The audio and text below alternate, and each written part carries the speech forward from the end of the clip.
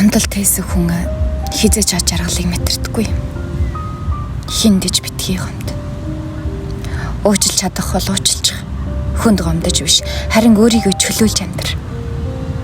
Амьдрал богинохон шүү дээ. Гомдолд хамаг хүчээ өгч байхаар хайрлах ёстой хүмүүсээ хайрл.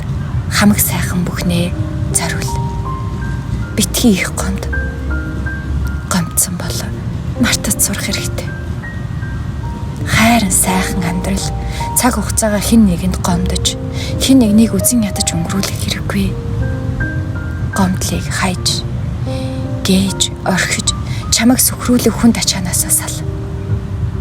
Ямар ч ачаагүй хөнгөн алах, мартчих, хайчих, уучлчих, ухаарчих. Уучлах бол цэвэр эрх чөлөө, бас сонголт юм. Таны голдчин ортол гомдоос хүнийг уучлах нь ялагдаж байгаа мэт хэцүү санагдаж байна уу?